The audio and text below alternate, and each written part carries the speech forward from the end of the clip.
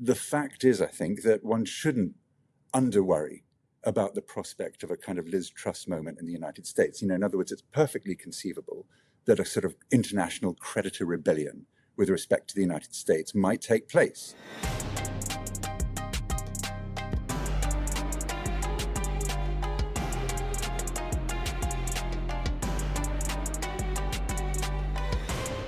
Hello and welcome to Independent Thinking, the weekly podcast from Chatham House. I'm Bronwen Maddox.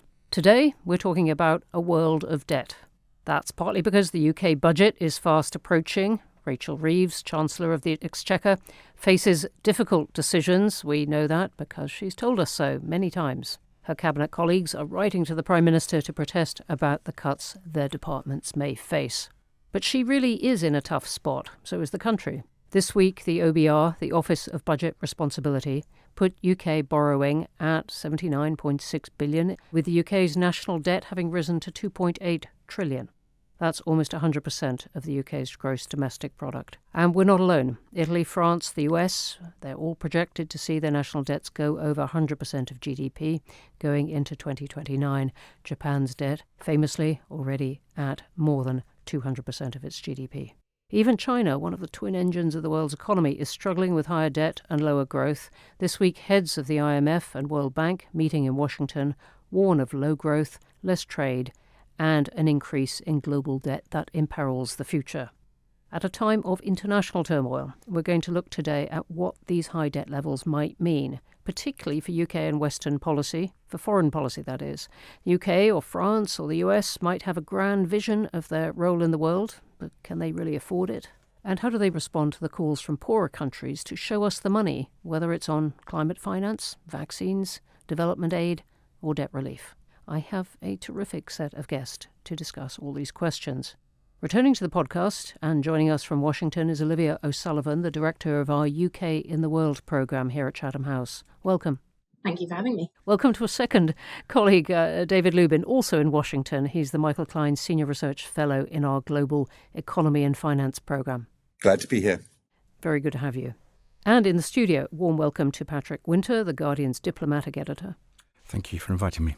And finally, here in the studio, a very warm welcome to Ranil Dissanayake, a Senior Research Fellow in the Centre for Global Development, who's been a Senior Advisor to the governments of Malawi and Tanzania and was a Senior Economic Advisor to successive Chief Economists in the UK's Department for International Development. Welcome. Thanks. It's a pleasure to be here. It's a real pleasure to have you. Well, let's start with this question of whether the West, in a broad sense, can afford its foreign policy. And Olivia, I wonder if you could say something briefly, not to overlap with all the chatter in the papers, just to start us off with how much money there isn't in the UK at the moment. Yeah, well, the big question of this podcast is who would want to be Rachel Reeves? Because as you said in your introduction, she's in a tough spot. UK debt is high, as you said, close to 100% of GDP, and growth is low, and it has been for some time. UK GDP growth has been much slower than its G7 peers since the pandemic, about 2.9% since 2019, compared with over 10% for the US and between 3 and 5% for a lot of other G7 nations. So the Chancellor has the classic challenge. She wants to stimulate growth and she wants to balance the books in a way that looks fiscally credible. That's a big challenge for the UK in particular because one of the reasons UK growth has been poor is a lack of investment, including public investment. So the Chancellor wants and needs to spend to kickstart the UK economy, but she also needs to save because debt is high and interest rates are high, much higher than they've been in the past, causing concern that UK public debt is much less sustainable and manageable than it has been.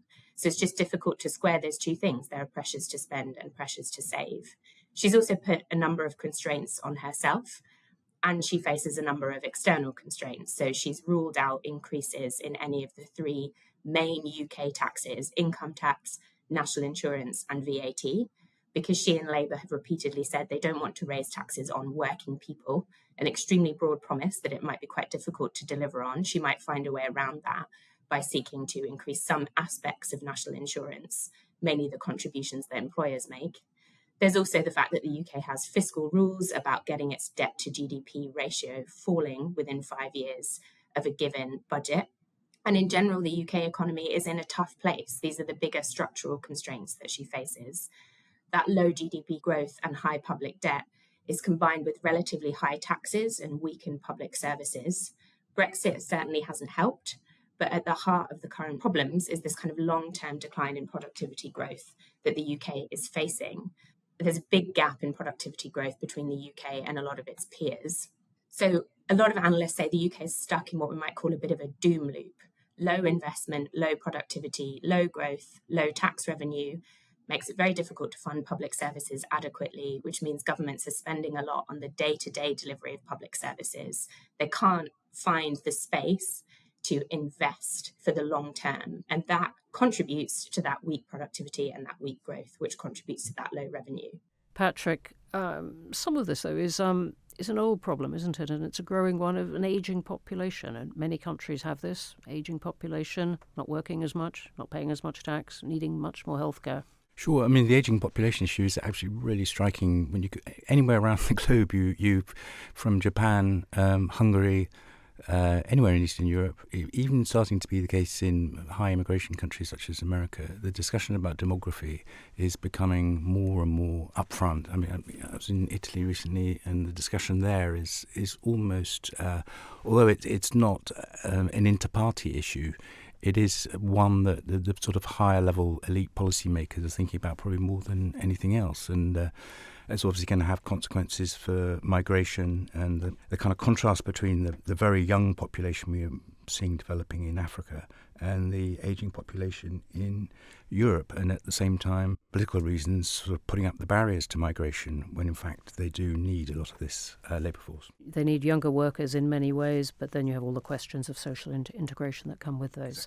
But as you said, a common problem, and the Institute for Fiscal Studies, which in my view is acting as the official opposition for this budget, as there isn't a Conservative leader, has been making this arithmetic point, if you like, not even a political point, about the pressures of that ageing population for quite some time. So, David, can you take us into the broader question of when debt matters? I was talking to your colleague, Kieran Butler, just downstairs, who's chairing part of our conference at the moment, and I said, we're going to talk about this, and he said, oh, well, of course debt matters sometimes, or in the end. Perhaps you can take us into that. I think the main problem is that the analysis of debt sustainability is an art and not a science.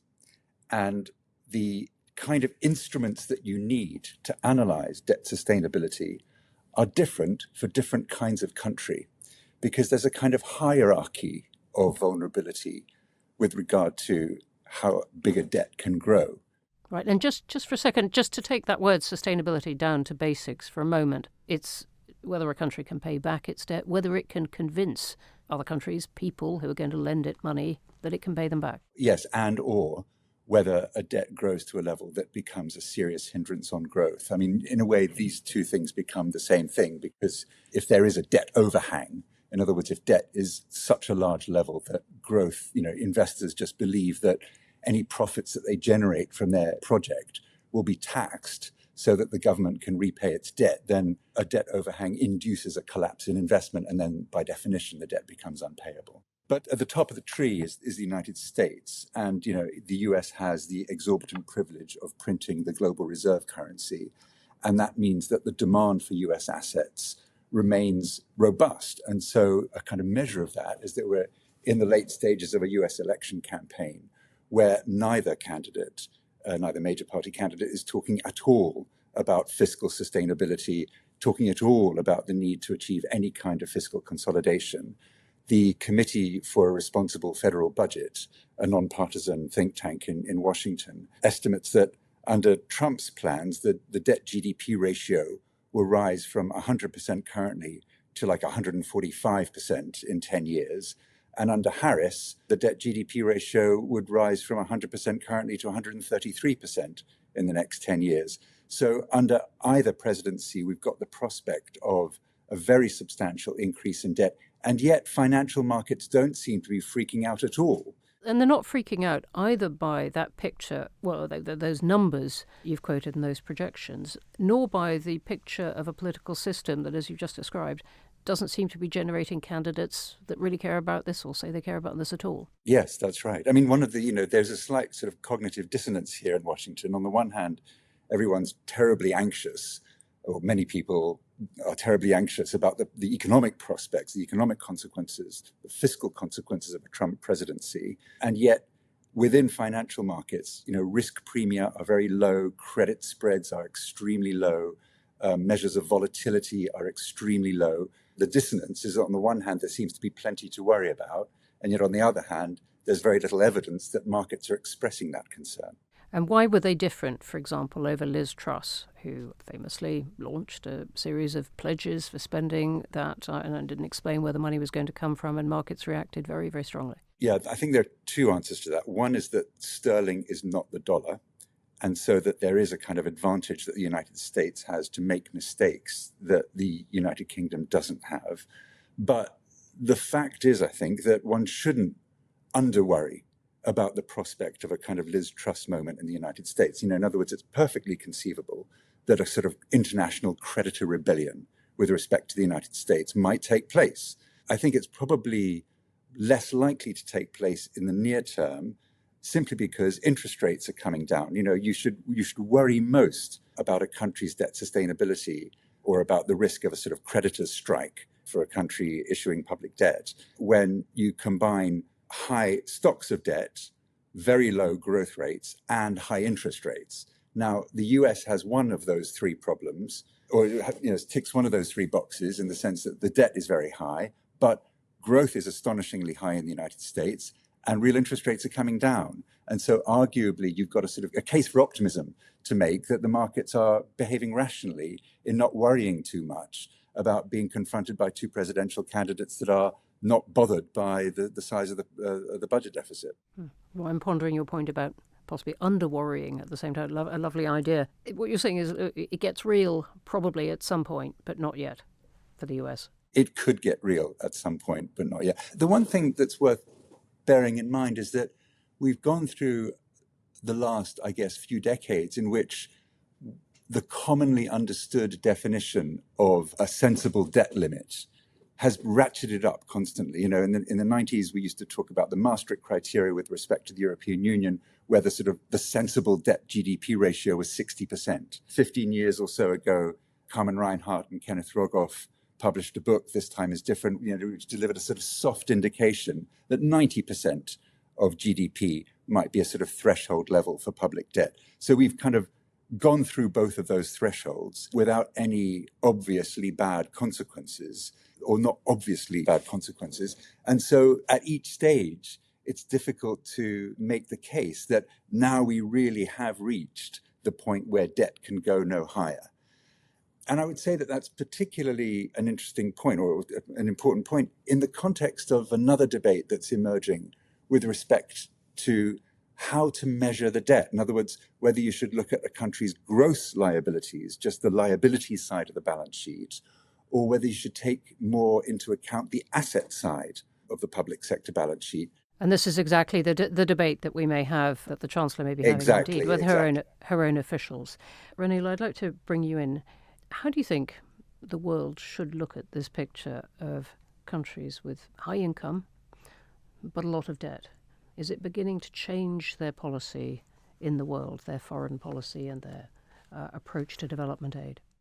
My reading of what a lot of David just said is really that whether or not debt has become sort of unsustainable is, in a sense, a little bit about the expectations of both sides, the market, the creditors, the government. And if everyone sort of agrees that we can make this work, this is sort of broadly sensible, then you can borrow more and the market won't, as you put it, freak out, as it had in response to Liz Truss's plans, which were, I think at least one side of the market thought this makes no sense and I'm quite worried about this, and then they responded as such. The reason I say that is I think there's probably a sense from developing countries, certainly, that most rich countries can do more, and they're probably being a little bit conservative about how they're supporting developing countries. I mean, you talk a little bit about slow growth, lower incomes, high debt overhang, but sort of incomparable, so purchasing power parity terms, which is a way of comparing incomes across countries and accounting for purchasing power.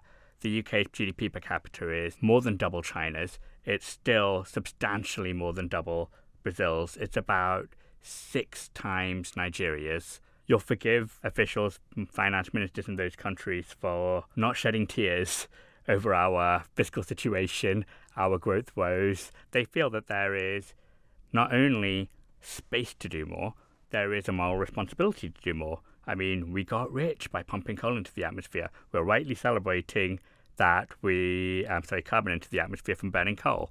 We're rightly celebrating that we closed our last coal plant. But, that's 100-something years, 200 years after we started spewing it into the air en masse. There's a real sense that there's both the moral responsibility to do more, not just from the UK, from many other countries as well. The sort of fiscal constraints are not as biting as we like to claim. Patrick, what does this mean for development and defence spending? Well, the problem with, particularly on development spending, is that the previous government sort of shot itself in both feet and then decided to sort of shoot itself in the head in terms of how to operate development spending. I went to an event recently where Andrew Mitchell was there, and he'd said he'd been inside when he returned to the department, having been Secretary of State for International Development for a long time and then returned as David Cameron as Foreign Secretary. He just said that he walked around the building. It was like meeting civil servants who are just emerging from the rubble of a sort of nuclear explosion. So the actual capacity of that department to operate effectively was really seriously damaged when the DFID was split from the Foreign Office. But in addition to that, there was the decision to take the level of spending down from 0.7% of GNI, gross national income, down to 0.5%. And thirdly, they decided to weigh in all the refugee costs, asylum seeker costs, onto the budget of the ODA, and I think by the end... Which was about a third of it. Yes, so that's caused all kinds of problems already. All kinds of problems, much covered and analysed and lived through and fretted over. But those last 2 points are what we're talking about whether the constraints on the UK budget are forcing a change in its foreign policy, of which one aspect is its development spending. Unless they inject some more money in this budget, and the leaks in the kind of mood music I'm getting from the Foreign Office is there's not going to be a special injection. You're going to see overseas development spending down to, I think it's going to be 0.36%. And that's going to be the lowest figure since 2006. You're excluding in that the refugees. And excluding the refugees from that. Labour has now said, OK, we acknowledge we can't do anything about those for the moment until we've changed all kinds of other things, so that spending's there to stay. And what you're picking up now from civil servants, ex-civil servants, is that the state of disarray within the department of what was Department of International Development is such that actually they don't really have the capacity to spend very large amounts of money. And until that capacity is rebuilt, it may just take time for them to be able to absorb this kind of money. So though it's going to be drastic and difficult, there may be an argument to say that until the shape and capacity of the department is rebuilt, it can't absorb this kinds of money. So it requires a rethink, which I think is now going to go underway anyway, which the government's announced about how about not just how much money, but what it can actually spend, and not just by shoveling it out to the World Bank or EU or something. So I totally agree with you, but there's two things to distinguish here. No one serious is really calling for a return to 0.7 right now in the UK. No one is really seriously calling for that in the UK because it's not going to happen. And you're exactly right. We don't have the capacity to make that jump effectively. But without a special injection of money in the next budget, we're going to see cuts. It's not simply a matter of more money to spend on new programs, but we will wind up having to close things down because we've been operating slightly above 0.5% of GNI, which is a new sort of target.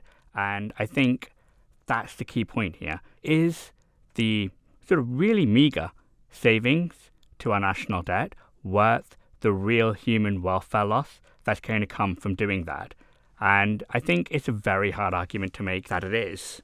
Olivia, you're nodding. I just wanted to take us into this question of defence as well, because Europe is grappling with this notion that it can't simply look at itself as a zone of common values, but it has to look at these old-fashioned things like defence as well, and Ukraine is still unresolved as we speak. What is it going to mean for defence spending? Well, I think just to add to the discussion that Patrick and Ranil were having there, and also bring it on to defence, the conundrum in front of Rachel Reeves is about things like the UK's fiscal rules and how to get the UK on a more kind of sustainable pathway in terms of its own debt. But it's also about these bigger long-term trade-offs that a lot of European societies are facing, which is a kind of classic guns versus butter conundrum. We have an aging population with a lot of calls on the welfare state. That demographic challenge isn't changing anytime soon, as Patrick said earlier. And we have a lot of challenges about how to kickstart and stimulate growth, which is reducing the amounts that we have available for spending on defence and security more broadly, international policy and international role more broadly, including development. As Ranil said, it's not just that we have cut the amount that we are spending on development from 0.7% of gross national income to 0.5%. We're spending a significant amount of that on a problem at home, the backlog of refugees and asylum seekers that have not been adequately processed by the Home Office. This is kind of a classic UK problem, that the state capacity to manage a challenge like migration, which is a challenge for a lot of Western societies, sort of isn't there. We've outsourced to some massive companies the accommodation of asylum seekers. There's, I think, some credible questions about whether they're doing that well, whether that problem is being handled well. And as a result, we're spending resources we could be spending in the world on long-term problems, on a very sort of short-termist approach to a big issue at home like migration. And as Ranil and Patrick said, if the Chancellor this time doesn't top up the aid budget in the way that actually the Tories did over the past couple of fiscal years, that will put the real amount going overseas at the lowest it's been in decades, probably since 2007. We have the same sorts of challenges for defence, I think, where short-termist questions about how we balance the books or meet the kind of fiscal rules that we set ourselves are preventing us from thinking long-term about defence. Now, there is a strategic defence review going on at the moment that is looking at this question of how the UK can hit its target of 2.5% of GDP on defence. But there are still some immediate questions in the budget about how to meet pressures on defence spending. There are big deficits, big gaps in UK defence's plans for spending over the next 10 years. And constant questions about whether procurement is spent well, and those have gone on for years. So I was wondering, as you were talking about asylum, whether talking about process is a bit of a distraction from the fact that these are big problems and it's going to take quite a lot of money to address them in any case. David, I wonder if you could take us into our second broader question, which is about how this rising debt in what we call the rich world might affect relations with poorer countries. And the IMF meeting you're at the moment has warned ahead of these meetings that the G7 debt threatens global responses to poverty, partly through aid, which we've been talking about, to climate change, to debt relief and so on. How much of that is a theme of these meetings?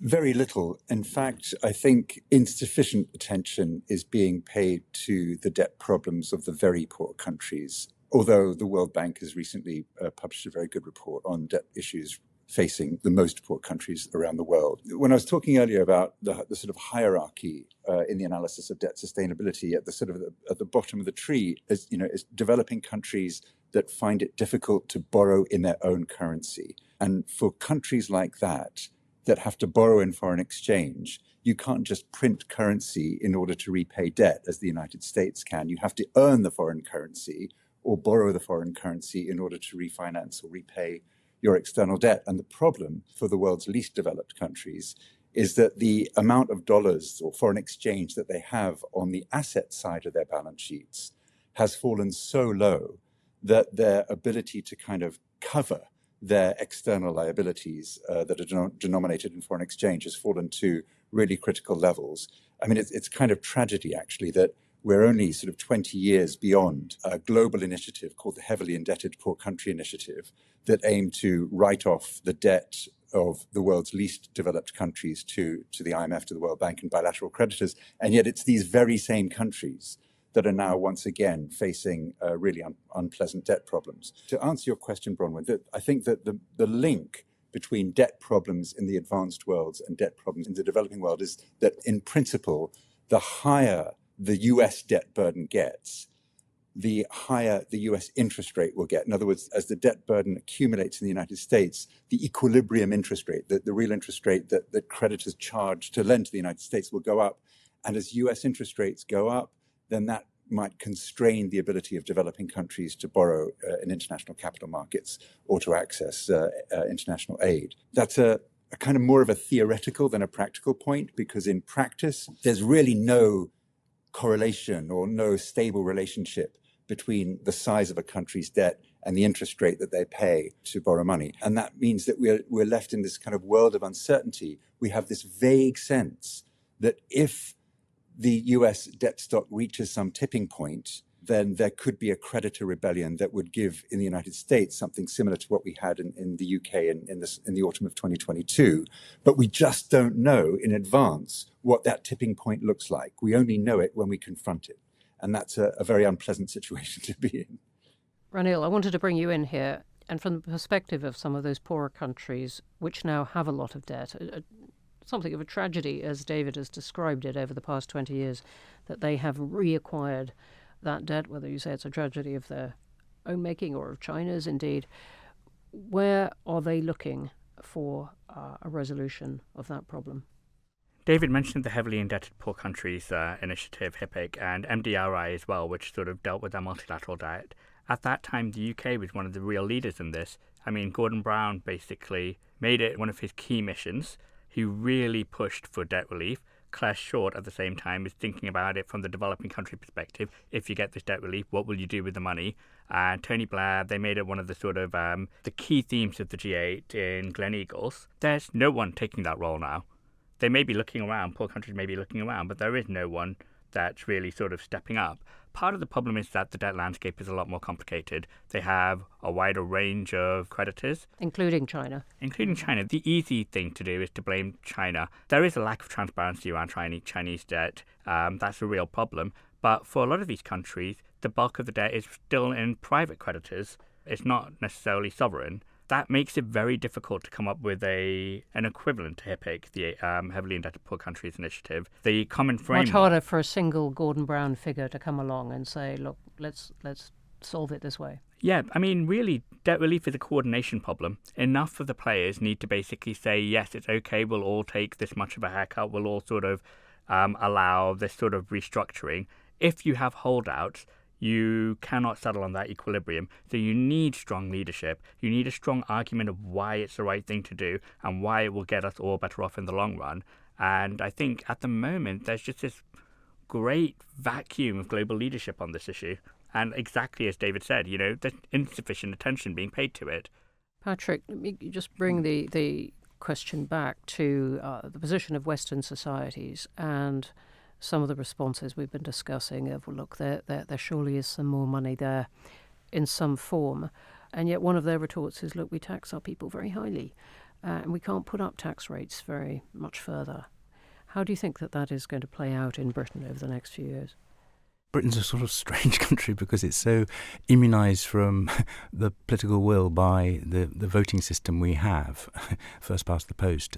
It takes a very long time for a degree of unhappiness about a government to sort of percolate through to the way in which we have our politicians elected. But in contrast, in Europe, populism can bubble up much more quickly because there's more parties, and the PR systems allows this level of discontent to be voiced. And clearly, part of the kind of populist surge is obviously about migration, but it's also about the perception that money is not being spent on their domestic welfare issues, but they're being taxed too much, and too much money is going to Ukraine. So UK is, I think, slightly to one side in this argument. I just wanted to raise one other thing, which is that I think when we're talking about the relationships between poorer and richer countries, you have to look at things like the development of BRICS, which is going on at the moment, and also to look at the way in which... And this is the grouping, originally a very small group of countries, but which China has now forged ahead with. Yeah, from 5 to 9 to it's going to be possibly 25 by the end of this week, and one of their arguments is about to de-dollarization. But the main point I wanted to make really meaning is, finding alternatives to the dollar and Yes. trying to protect themselves against things like sanctions. Yes, but the main point I wanted to make is I think there's also, again, to be in the relationship between the global south and the north, there's still a reckoning to be had about what's happened in Gaza and about what's happened about international law. And in terms of the kind of friction in foreign policy that we're going to see in the years ahead, I think this issue, which I think you've been very good at Chatham House about discussing, double standards, hypocrisy, is going to be absolutely at the centre of the relationship. And it's not just going to be about money, it's also going to be about values. Thank you for saying that, Patrick. Actually, we have a big conference on that and the future of international order going on right underneath our feet as we speak. Olivia, you were beginning to offer right at the beginning a bit of a sense of what a way out might be of this problem of national debt in ageing societies, and you were talking about growth and productivity. Do you feel that there's much that the UK has got in the way of concrete plans on this? Concrete is probably too literal a word for the kind of infrastructure plans the government does have. And infrastructure is not always about concrete, of course. It can be about long-term investment in public services and other types of things. I mean, I think in terms of what we might see from the budget, I mentioned there's a few ways that Rachel Reeves is probably going to look to get around her constraints. Some of those might be the more short-term sort of gaming what she said, trying to get a bit more tax revenue out of national insurance contributions, that kind of thing. But she also might look at the way the UK sets rules about its fiscal policy to enable more borrowing for investment. Some people think that that will be a worrying signal for markets, but building on what Ranil and Patrick said earlier, if those kinds of changes are communicated in the right way, if they're done rigorously, they may not. And that may enable the Chancellor to spend more on the kind of long-term investment that the UK has really been lacking, not least because consistent different governments have felt obliged to prioritise day-to-day spending and delay or stop big public infrastructure projects. It's not just about public investment, it's about low private investment too. And there are some arguments that all of the instability after Brexit made the UK a less attractive investment prospect. So you can see that the government has been trying to fix that. They had this big international investment summit in mid-October. That's not that unusual. Other governments have done similar things, but they're obviously seeking to attract and stimulate a bit more foreign direct investment in the UK. I think overall, though, some of those structural challenges are not really going away. And they have these implications, as everyone has been saying, for international policy, not just about freeing up money for defence, for development, for other aspects of security. But the big dilemmas, spending on the day-to-day versus long-term investment, spending on welfare versus spending on defence and security. All these trade-offs, as the Chancellor keeps telling us, that she has to make. Well, we'll find out very soon about those. David, I wonder if I can come to you just to finish this all off for us and take us back to the IMF and World Bank meetings. And these are, of course, in a way, an expression of the bargain between one part of the world and another part. I wondered if you just leave us with a feeling of the conversation around this kind of bargain and where it is at the moment. I don't think the news is great. I think, in a way, the best news from the perspective of sort of macroeconomic policy that's taking place in the advanced countries is that interest rates are coming down. And for many emerging economies, that massively supports their ability to access international capital markets. And so, in a way, the sort of some of the worst nightmares that people had over the last couple of years when advanced economy interest rates were going up, that would really cause catastrophic economic dislocation, financial dislocation in the developing countries. That didn't really happen. And it's true to say that the incidence or the prevalence of sovereign default these days is still much, much lower as a percentage of global GDP than it was in the late 1980s. So we've made progress. The World Bank, Ranil will know much more about this than me. The World Bank is going to be negotiating an increase in international development assistance in the IDA window this year. So there should be more resources available for the poorest countries. I don't think there's any real progress being made in sort of facilitating the process of debt restructuring for developing countries, in stabilizing developing countries' access to international capital markets against a background where developing countries' access to international capital markets remains kind of hostage to US monetary policy. In fact, it's quite ironic that the IMF World Bank meetings are taking place in Washington this week, exactly when the BRICS summit is taking place in Kazan, where the BRICS leaders... I think we have to say this is not a coincidence. Yeah. The only thing that really, or the only issue area that really unites BRICS members is a sort of common desire to move beyond dollar dominance, to find some ways of both stabilizing developing countries' access to international capital markets by creating an international monetary system that's less dollar driven, but also obviously for some BRICS members, escaping the threat or the vulnerability US financial sanctions is also an important objective. You couldn't get a better illustration of global fragmentation than the coexistence of the IMF meetings in Washington and the BRICS summit in Kazan. Which is beginning to point to something quite important, even if the dollar remains dominant. Well, I think on that, lower interest rates and indeed, in some cases, lower inflation, we're going to take that bit of more optimistic news to round this off at the end. This is obviously not a quick conversation, but I'm really grateful to all my guests, Olivia O'Sullivan, David Lubin, Patrick Wintour, Ranil Dissanayake. Follow them all on X. The details are in the show notes as usual. And we're gearing up not only for the US elections in a couple of weeks, but also the COP Climate Summit taking place in Azerbaijan shortly afterwards. So do follow our work on that at chathamhouse.org. Next week, we're also hosting Todd Stern, the lead US negotiator for the landmark Paris Agreement, which saw governments come together on climate action. And you can register for that and read all of our other work, as I said, at the website. And you can find all the episodes of Independent Thinking on the major platforms, so please do like, follow and subscribe. To say that we've got busy weeks ahead is an understatement, so just for the moment, goodbye from me. See you next week.